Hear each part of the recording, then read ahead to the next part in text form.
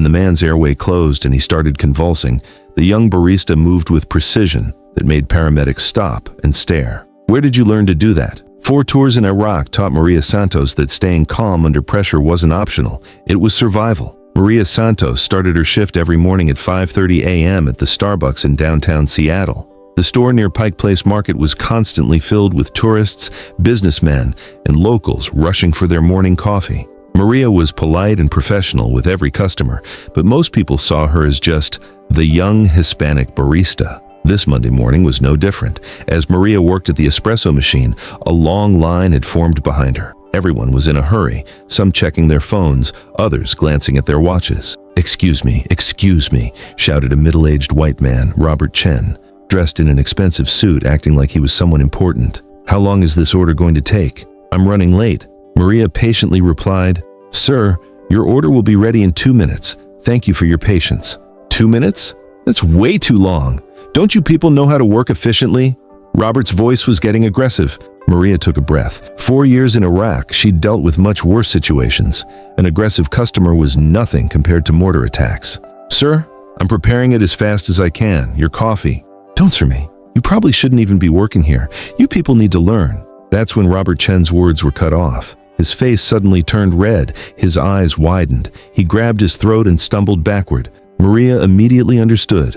Anaphylactic shock. Severe allergic reaction. While other customers watched in panic, Robert fell to the floor. His body started convulsing. He couldn't breathe. His lips were turning blue. "Someone call 911!" screamed a female customer. "Oh my God, he's dying!" shouted another. Everyone was screaming, panicking, but Maria's mind was crystal clear. This wasn't an IED explosion in Iraq, but the trauma response was the same. Maria jumped over the counter and crouched next to Robert. She placed her hands on his neck, checked his pulse, weak but present. "Sir, can you hear me?" Maria's voice was calm but full of authority. "I'm going to help you." Robert's eyes were filled with fear. He couldn't speak. Maria quickly assessed.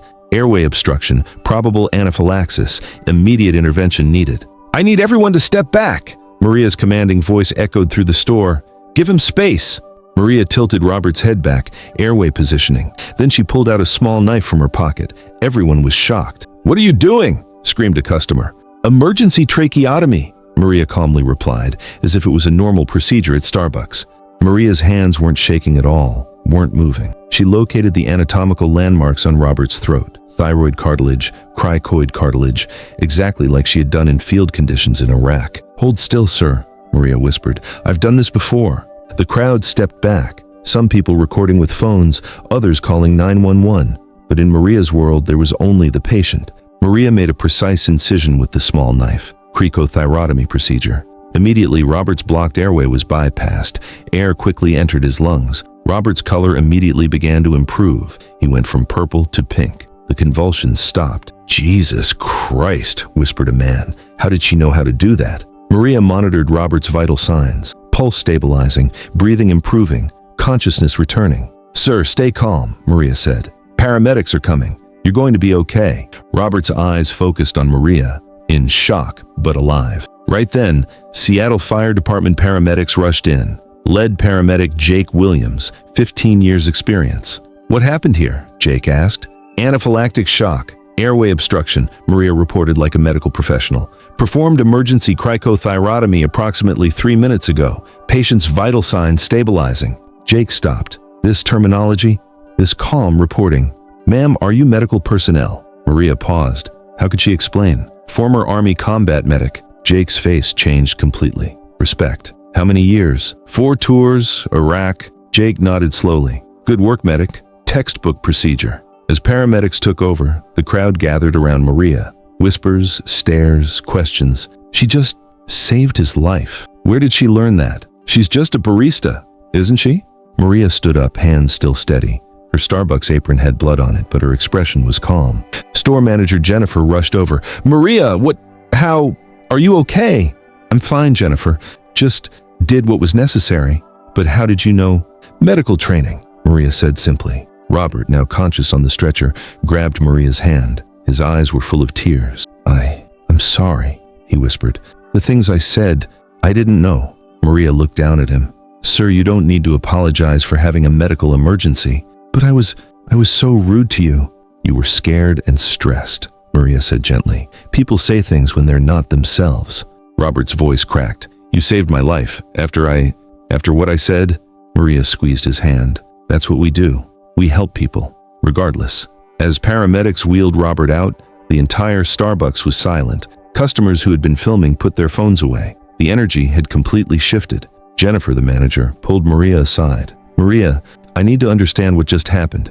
You performed surgery in my coffee shop." Maria sighed. "It wasn't surgery. It was an emergency airway procedure." "Where did you learn that?" "Army medical training." "You were in the Army?" "Combat medic. 4 deployments to Iraq." Jennifer's face showed shock, then confusion. Why didn't you ever mention this?" Maria looked around the store. "Because here I'm just a barista. There I was someone else." "But you have medical training. You could be working in a hospital making—" "Jennifer," Maria interrupted gently, "sometimes the best place to help people is exactly where you are." A customer approached. Elderly woman, Mrs. Patterson, who came in every morning. "Dear," she said to Maria, "I've been watching you make my coffee for 6 months. I never knew." "There was no reason to know, Mrs. Patterson." "But you're a hero. What you just did." Maria shook her head. "I just used skills I hoped I'd never have to use again." Another customer, young college student named David, spoke up. "Ma'am, that was incredible. The way you stayed calm. In emergencies, panic kills people," Maria explained. "Staying calm saves them." "Is that what you learned in Iraq?" Maria paused. "Iraq taught me that every life matters, every single one, regardless of who they are or what they've said." By evening, word had spread through the neighborhood. Local news wanted interviews. Social media posts about the heroic barista were circulating. But Maria declined all interviews. "I just did my job," she told reporters.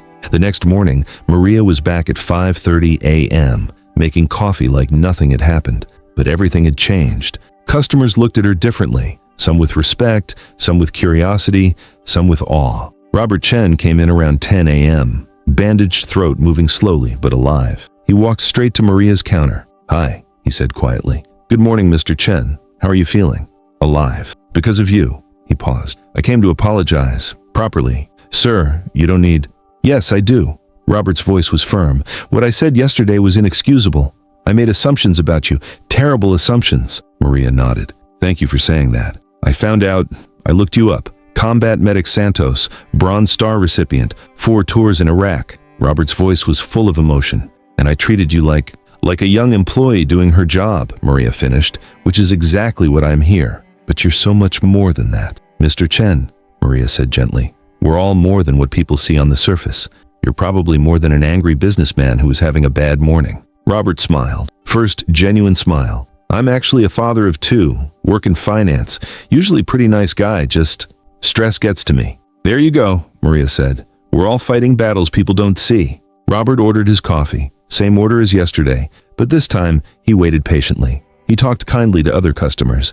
He left a $50 tip. Before leaving, he said, "Maria, thank you, not just for saving my life, for showing me who I want to be." 3 weeks later, Maria was promoted to shift supervisor, not because of the incident, but because Jennifer realized she'd been underutilizing someone with natural leadership skills. Maria accepted the promotion, but stayed humble. She still made coffee, still smiled at difficult customers, still arrived early and left late. But now she also trained new employees differently. She taught them about patience, about seeing beyond the surface, about treating every person with dignity. "Remember," she would tell new hires, "you never know who you're serving. The difficult customer might be having the worst day of their life. The quiet person in the corner might be a veteran dealing with PTSD. The young person you think doesn't belong here might be exactly who you need in an emergency." Robert became a regular customer, not just for coffee, but for conversation.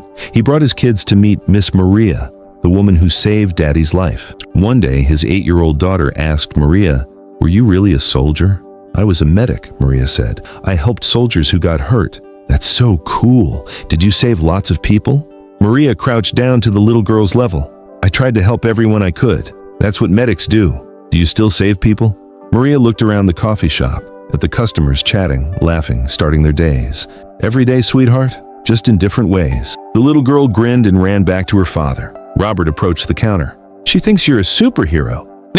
"I'm just someone who learned that helping people is the most important job there is.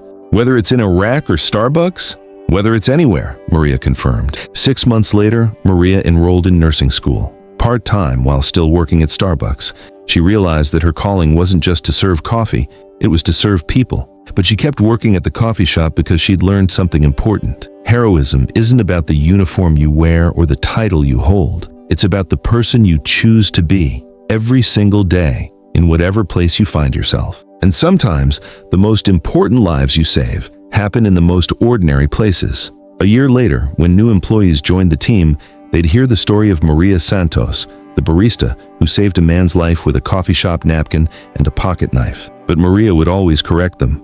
I didn't save him with medical skills. I saved him by choosing to help someone who had treated me badly. That's the real lesson. True heroes don't wait for emergencies to help people. They choose kindness every single day, believing it's the most powerful skill of all.